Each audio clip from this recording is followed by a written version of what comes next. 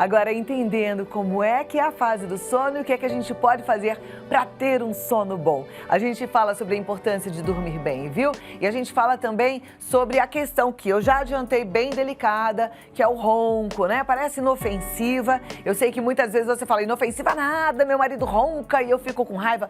Mas o problema maior é para quem ronca. 1 em cada 8 pessoas ronca. Isso torna-se frequente ainda mais com o avanço da idade. Só que é preocupante. Só para você ter uma ideia, os dados apontam que o ronco esteja presente no sono de 60% das pessoas com mais de 55 anos. E se você ainda acredita que roncar é apenas uma situação embaraçosa e que incomoda o próximo, se você não for em busca da causa e não tratar adequadamente, é sério, gente, pode trazer riscos inúmeros à saúde. Agora, quem ensina tudo isso pra gente é o Dr. Jamal Azam, que é otorrinolaringologista, membro titular da Associação Brasileira de Otorrinolaringologia e Cirurgia Cérvico-Facial. Seja bem-vindo, meu amigo. Obrigada por colaborar com a gente. Olá, obrigada, viu? Como vai, vamos sentar para conversar? Então vamos lá, sim. Vamos falar um pouquinho desses problemas relacionados ao sono, os problemas relacionados ao ronco. Eu sempre falo aqui da importância da gente entrar no sono REM. Agora, eu queria explicar para a turma em casa e até aprender mais sobre isso. O que é de fato esse sono REM? Quais são as fases do sono, doutor? O sono é um momento muito importante na nossa vida. Antigamente, Cláudia, a gente pensava que sono era para descansar, né? A gente tá cansado fisicamente, o músculo trabalhou muito. Aí você vai lá, fala assim, eu vou dormir para descansar. Ok, a gente dorme para descansar, mas hoje nós sabemos que o sono é um período de intensas atividades metabólicas do corpo humano. Um monte de coisas acontecem no sono. Por exemplo, no momento do sono REM.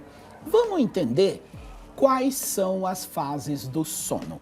Porque quando a gente vai dormir, aquela primeira fasezinha, a gente brinca e fala que tá pescando, né?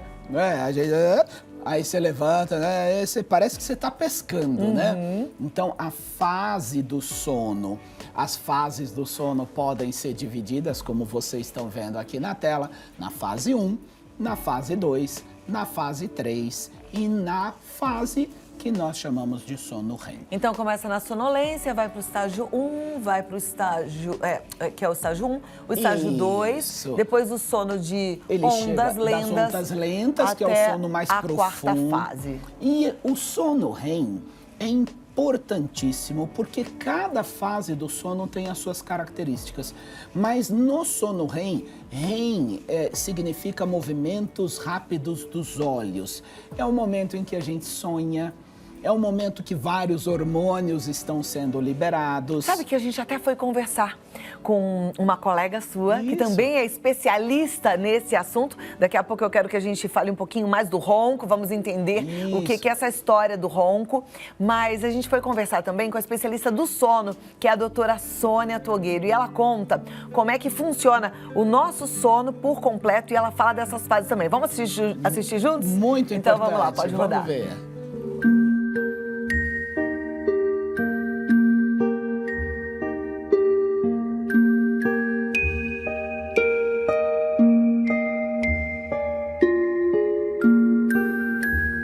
Os seres humanos passam, em média, 1/3 de suas vidas dormindo. O sono saudável é dividido em 4 fases. A pneumologista e especialista do sono, Sônia Togueiro, explica cada uma dessas fases. A primeira fase, que é a fase da sonolência, depois seguido de um estágio que a gente chama estágio 2 do sono. Depois vem um sono mais profundo, que se chama um sono de ondas lentas, porque as ondas são mais lentas. Depois a gente volta para esse estágio 2 e entra no sono REM, que é o sono dos movimentos oculares rápidos. Cada fase do sono tem o seu papel. O sono REM, esse sono dos movimentos rápidos, ele tem uma função de preservar as funções cognitivas. O que são as funções cognitivas? É a memória, a atenção,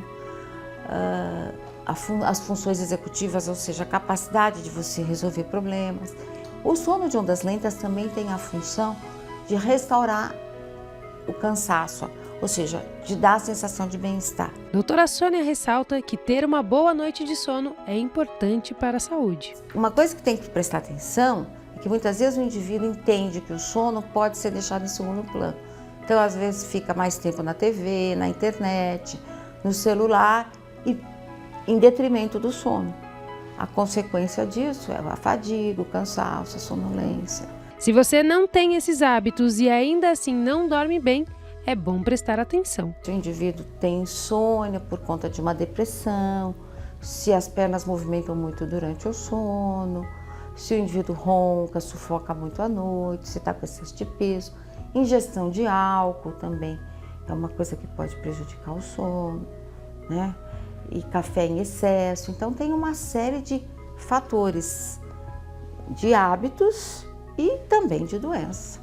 Acordar cedo depois de uma noite mal dormida é frustrante e se isso acontece com frequência, é bom procurar meios para reparar esse mal.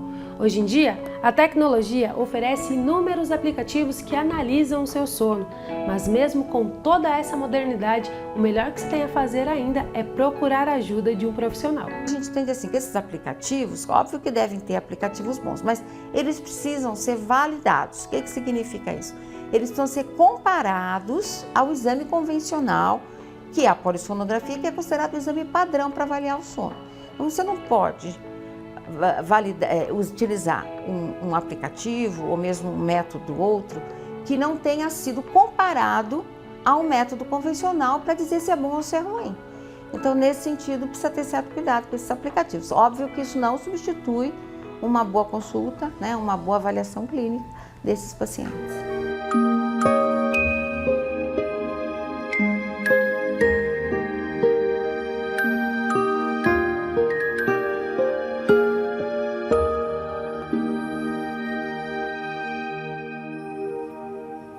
E a gente está trazendo esse assunto aqui porque o sono realmente é muito importante. A doutora Sônia falou bem sobre o aplicativo, né? Isso. A gente tem que tomar muito cuidado porque a facilidade às vezes pode enganar aí e a gente fica achando que está tudo bem e não está, não é? Nós não podemos de forma nenhuma confiar em nenhum aplicativo como um tratamento médico ou como um diagnóstico. O aplicativo é um bom indicativo.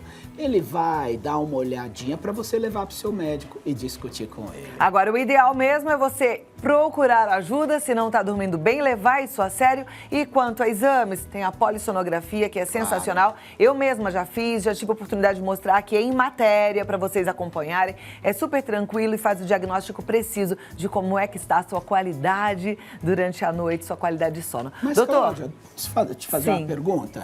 Ué, essa doença não é do sono? Se a pessoa está dormindo, como é que ela vai saber que ela tem um problema? exatamente, através dos exames, não é? Não só através dos exames, através de alguns sintomas durante o dia. Então a gente vai poder falar detalhadamente sobre isso. Perfeito, então daqui a pouquinho os sintomas de que você não anda dormindo bem. Muitas vezes eu usei também essa coisa do você vai passar um terço da sua vida dormindo mal, mas na verdade, gente, dormir mal, posso te falar? É até o de menos, porque uma noite mal dormida faz uma vida inteira ruim. Não é verdade, doutor? Com certeza, e pode deixar inclusive sequelas muito graves, porque nas crianças, e nós vamos falar daqui a pouco, o hormônio do crescimento ele é liberado somente nas fases profundas do sono. Então, se na infância a criança dormir mal, tiver a apneia do sono, é possível que a liberação do hormônio do crescimento seja diminuída e a criança tenha um déficit de crescimento. Fica baixinha. Fica baixinha. Isso não é uma brincadeira, isso é cientificamente comprovado. Então eu chamo a atenção de vocês. Cuidado, porque o sono ele é realmente muito importante. Não há dúvida de que a qualidade do sono depende de vários fatores. Depende de fatores que são fatores ambientais, depende de um bom quarto, claro, sem nenhuma intenção comercial, mas o colchão, sim, é muito importante, porque a pessoa tem que dormir bem para que desenvolva um sono normal. Você falou do quarto, um bom quarto. O quarto tem que estar escuro, gente, isso é importante. Escuro, a gente libera a melatonina, né, nesse momento. A melatonina só é liberada no ambiente escuro e o cortisol é de manhã, a hora que a luz do sol aparece. Então, a pessoa que dorme e que tem alguém ao lado que fala que ela ronca, esse ronco, ele não é só um barulho, é sinal de que ela pode estar tendo apneia do sono. A apneia são paradas respiratórias, mas ela está dormindo. Então, como que a gente vai discutir? Vamos ver aqui como é que a gente vai descobrir. Isso aqui é importante a gente tentar entender, porque a gente já falou dos sintomas de que você não dorme bem. 20% da população, estimadamente, tem apneia do sono. 2 de cada 10 vão falar, doutor Jamal tá falando de mim, olha lá. Tá aqui, ó, além então das paradas respiratórias, sonolência diurna excessiva, a pessoa que tá sempre com sono, cansaço constante, acorda mais quebrada do que foi dormir, cansada, mas quando acorda tá pior, como assim? Diminuição da concentração, numa reunião, numa aula, a pessoa não tá entendendo nada. Memória muito prejudicada, a pessoa fala uma coisa com alguém, daqui a um dia ela nem lembra que ela falou para a pessoa. Muito cuidado também com a assimilação de novas informações. Olha aí os jovens que estão na faculdade, porque, Cláudia, a apneia do sono é só de idoso? Não, né?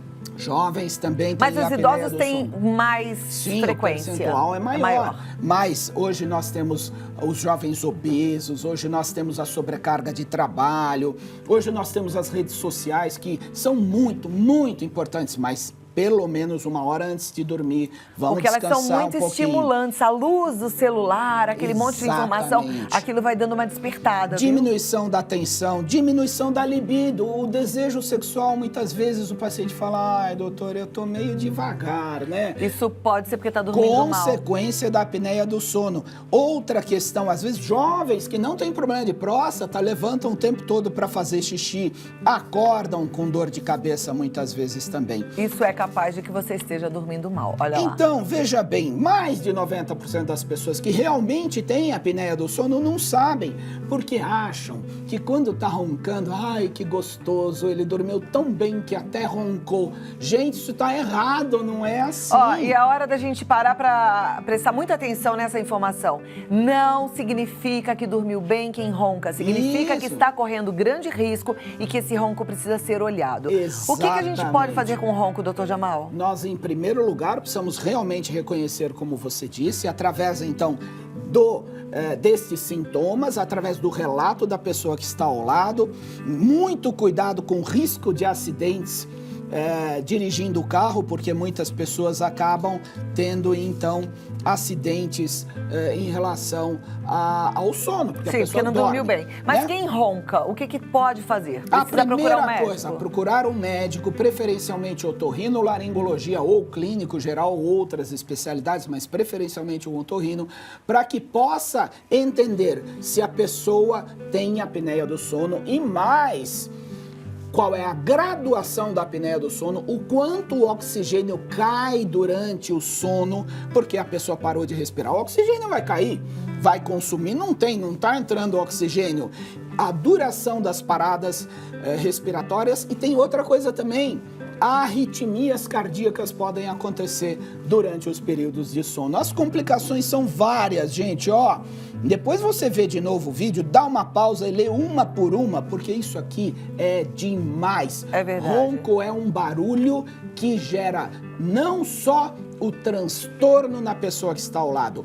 Ronco é um grave problema relacionado diretamente à apneia do sono. Aquela pessoa que ronca não significa que está dormindo bem, o contrário, sem contar os problemas sociais. Sim, tem vários, né? Porque a pessoa vai viajar, ninguém quer dormir no mesmo quarto. Eu já tive vários pacientes que são deslocados para o trabalho através desses ônibus Mas tem solução? E ninguém aguenta. Tem solução, O quê? com certeza. Nós devemos fazemos, então, primeiro o diagnóstico. Às vezes, a pessoa tem alterações de nariz, que é necessário, então, por exemplo, uma cirurgia ou de garganta. Que alteração de nariz levaria uma pessoa que ronca à cirurgia? Desvios do septo nasal, pólipos nasais, aumento das conchas Porque nasais. quem não respira bem pelo nariz, provavelmente vai roncar, é isso? É uma chance enorme, com certeza. E existem alguns dispositivos. Para aquela pessoa que ronca só de barriga para cima, gente, chama atenção, depois da avaliação do médico, mas para a pessoa que ronca só de barriga para cima, ela pode usar uma camiseta na qual, atrás da camiseta, eu posso girar Pode isso girar, aqui, né? pode sim. Olha aqui, é uma camiseta normal. O que você vai fazer? bolsinho, ó. Você vai costurar um bolso e vai colocar uma bolinha qualquer. Coloque essa bolinha, fecha com velcro, de tal forma que quando a pessoa for deitar de barriga para cima, ela vai sentir um incômodo. Aí ela vai ter aquele incômodo e vai se virar. Agora, existem muitos casos que é necessário a utilização do CPAP, que é um aparelho de pressão positiva, é uma máscara que é colocada no rosto para que vença a obstrução respiratória. Gente, ronco, em mais de 90% das vezes, é relacionado à apneia do sono. A apneia do sono é uma doença. A apneia do sono pode matar não só com a pessoa dormindo naquela noite, como levar a várias complicações na saúde. Então, nossa mensagem é importantíssima. Se você ronca, se alguém ao seu lado ronca, por favor, é importante que essa pessoa vá procurar um médico otorrinolaringologista. Muito bem dado o recado. Agora que você já sabe, vamos embora agir. Não adianta a gente ter informação e continuar vivendo, fazendo coisas erradas, né? Invista na sua qualidade de sono, tá? E procure um otorrinolaringologista para entender o porquê do ronco. O Dr. Jamal, ele tá no www.clinicajamal.com.br, pode te ajudar com mais informações. Obrigada. Obrigado. E até a Cláudia, próxima. obrigado. Gostei. Obrigado. Aprendemos bastante, né? Aliás, isso foi não só uma aula, mas foi um bom puxão de orelha. Pode parar de reclamar do marido, cata ele com muito amor e leva no médico, viu?